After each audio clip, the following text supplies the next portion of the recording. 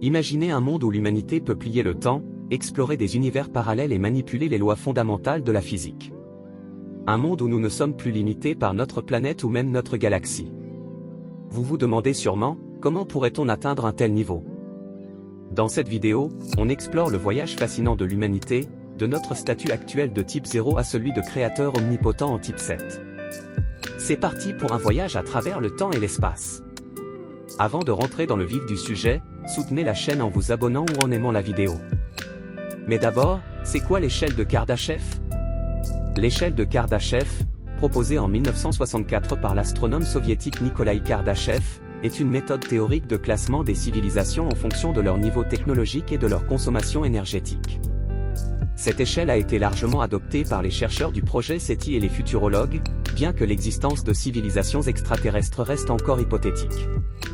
Kardashev a exposé pour la première fois son échelle dans un article présenté lors de la conférence Burikan de 1964, rencontre scientifique qui faisait le point sur le programme d'écoute de l'espace par la radioastronomie soviétique.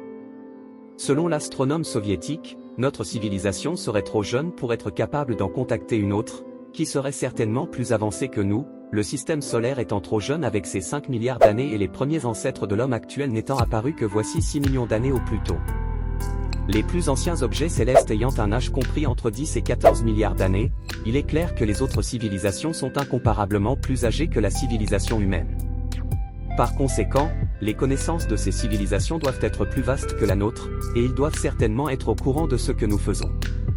Kardashev estime qu'il est très probable qu'une supercivilisation ait déjà détecté et observé l'humanité au moyen de télescopes de dimension cosmique. Il en parle notamment dans un article publié en 1997 sur ce sujet, intitulé Radioastron. Aujourd'hui, nous vivons dans une civilisation de type 0. Oui, 0. Cela signifie que nous utilisons à peine une fraction de l'énergie disponible sur notre planète. On dépend encore de combustibles fossiles, on est vulnérable aux catastrophes naturelles, et nos technologies restent primitives à l'échelle cosmique. Mais on n'est pas si loin du type 1. Les scientifiques estiment qu'en 100 à 200 ans, on atteindra le premier palier. Mais qu'est-ce que ça veut dire, être une civilisation de type 1? Une civilisation de type 1 tire pleinement parti de l'énergie de sa planète, le soleil, le vent, l'eau, tout y passe. Les énergies renouvelables deviennent la norme, et des technologies ultra efficaces permettent de maximiser notre consommation énergétique. Dans ce futur, les ouragans, les tremblements de terre ou les astéroïdes ne nous effraient plus. On peut même réduire un ouragan de catégorie 6 en simple brise. Et côté santé? Plus de cancer. Les biotechnologies nous permettent de vivre plus longtemps, en meilleure santé. Même nos corps évoluent grâce à des prothèses avancées ou des organes artificiels. Et ce n'est pas tout. L'humanité devient unifiée, une langue commune, une monnaie mondiale, et une connexion totale grâce à Internet. Mais pour continuer à évoluer, on devra dépasser les limites de la Terre et viser plus haut, notre étoile. Autant dire que ce n'est pas pour demain. Une civilisation de type 2 exploite l'énergie de son étoile. Imaginez une structure gigantesque, comme une sphère de Dyson, qui entoure le Soleil pour capturer toute son énergie. Grâce à ça, on pourrait terraformer Mars, Vénus et d'autres lunes pour y vivre. Exploiter les ressources des astéroïdes et d'autres planètes. Et même modifier nos propres corps pour nous adapter aux environnements spatiaux. Mais malgré tout ça, il reste des menaces, comme les supernovas. Alors, pour survivre, l'humanité devra dépasser son système solaire et explorer toute la galaxie. Bienvenue dans une civilisation de type 3. Ici, on contrôle l'énergie de toutes les étoiles de la Voie lactée. Pour y arriver, on utilise des robots appelés probes de von Neumann. Ces machines explorent les étoiles, identifient celles exploitables, et préparent le terrain pour l'humanité. À ce stade, on n'est plus vraiment humain.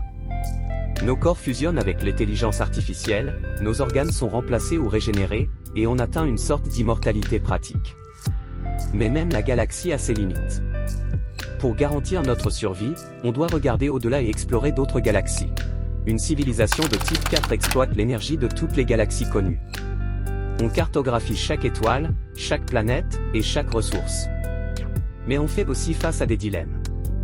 Que faire des civilisations moins avancées qu'on rencontre? Les aider? Les observer? Ou rester à distance?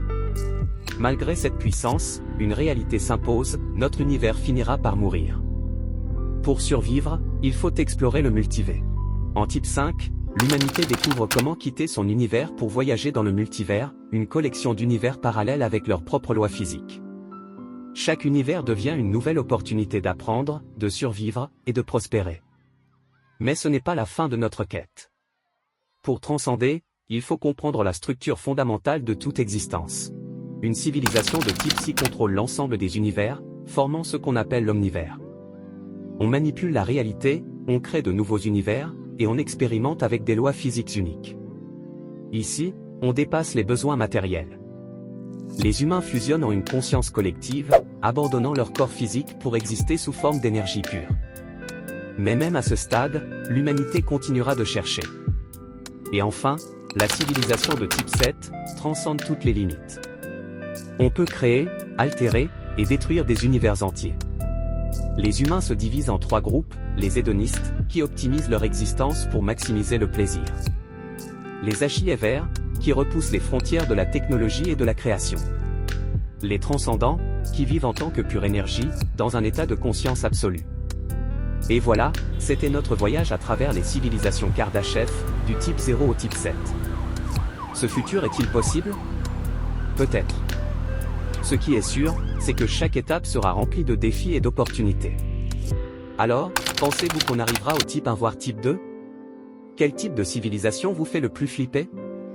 Dites-le moi en commentaire, et si ce genre de contenu vous plaît, pensez à vous abonner.